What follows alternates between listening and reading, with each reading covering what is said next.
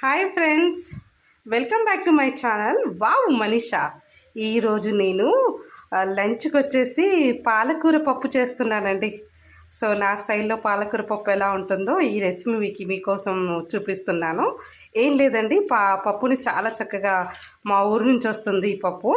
అంటే పొట్టుపప్పు అంటారు కదా, సో అది ఆ పొట్టుపప్పుని చాలా ఒక 2-3 సార్లు కడుక్కొని అందులో పాలకూర యాడ్ చేశానండి. పిల్లలకి మనకి బాగుంటుంది కదా, పాలకూర అనేది ఎక్కువ తీసుకుంటే కంటికి బాగుంటుంది, ఐరన్ కంటెంట్ అనేది అందులో చాలా ఎక్కువగా ఉంటుంది కదా అని ఈ పప్పులో యాడ్ చేశాను.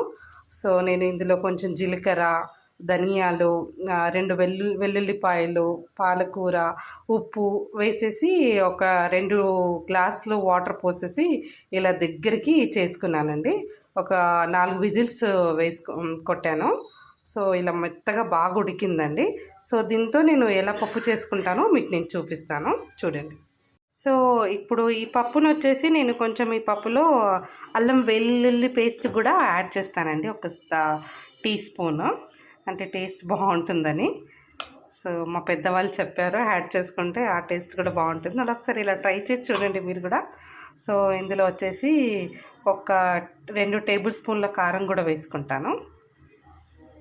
వేడివేడిగా ఉన్నప్పుడే వేసుకుంటే అన్నీ చక్కగా పట్టేసుకుంటుంది పప్పుకి. ఇవన్నీ యాడ్ చేసుకోవాలి. మనకి రుచికి తగ్గట్టుగా ఉప్పు అండి. ఆ తర్వాత ఇప్పుడు మనము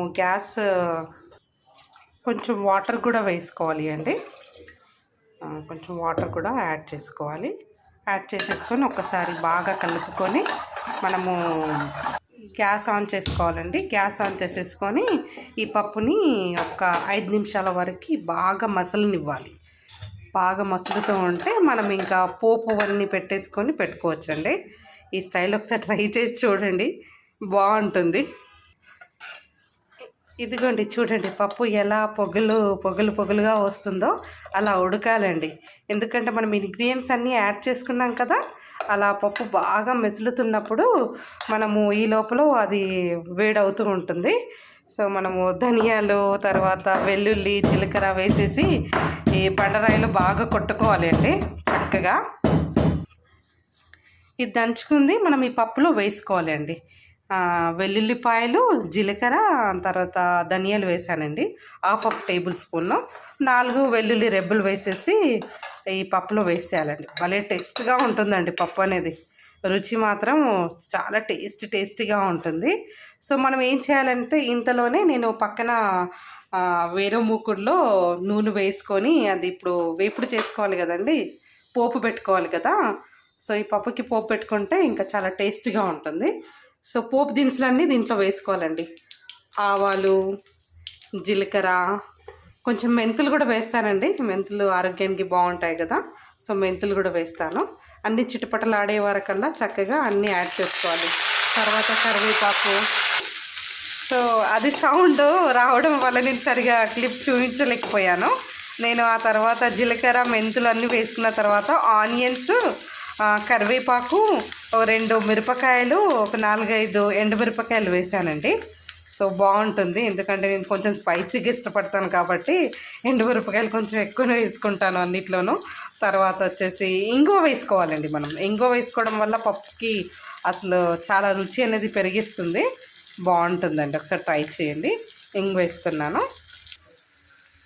ఒక చిటికెడు కొంచెం పసుపు కూడా వేసుకోవాలండి, బాగుంటుంది. ఆల్రెడీ పప్పులో వేసాను నేను, ఇంకా వేపుల్లో కూడా వేసుకుంటే బాగుంటుంది.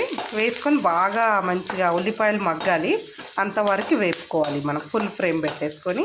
ఆ తర్వాత ఎందుకంటే అందులో చింతపండు యాడ్ చేయలేదండి, టమాటోలు యాడ్ చేస్తున్నాను. ఈసారి టమాటా పప్పు పాలకూర పప్పు లాగా చేస్తున్నాను. టమాటాలు చూడండి, ఒక 2 టమాటాలు కొంచెం పెద్దగా కోసుకొని టమాటాలు కూడా అందులో యాడ్ చేసుకోవాలి. బాగొస్తుంది, బాగా వేపుకోవాలి. మనకు వంటలు ఏం లేదండి, ఓపిక అనేది ఉండాలి. ఓపికగా ఉంటే రుచి అనేది ఆటోమేటిక్గా పెరిగిపోతుంది. ఏది ఉన్నా సరే కానీ మనం వంటకం చేస్తున్నామంటే చాలు, కొంచెం మీడియం ఫ్లేమ్లో పెట్టుకొని చేసుకుంటే అది బాగుంటుందండి. పెద్ద మంటలో ఫాస్ట్గా మాడిపోయే ఛాన్సెస్ ఉంటాయి కదా. మీడియం ఫ్లేమ్ పెట్టుకొని చేసుకున్నాం అనుకోండి, అది చక్కగా మగ్గుతాయి, అది బాగుంటుంది. చూడండి టమాటాలు ఎంత చక్కగా మగ్గిపోయాయో. ఒక 5 నిమిషాల వరకు నేను మూత పెట్టానండి. స్లో ఫ్లేమ్లో పెట్టేసుకొని టమాటాలు బాగా మగ్గాయి. ఇప్పుడు ఇందాక మనం పప్పు అంతా ప్రిపేర్ చేసుకుని పెట్టుకున్నాం కదా, ఆ పప్పు అనేది ఇందులో యాడ్ చేసుకోవాలి.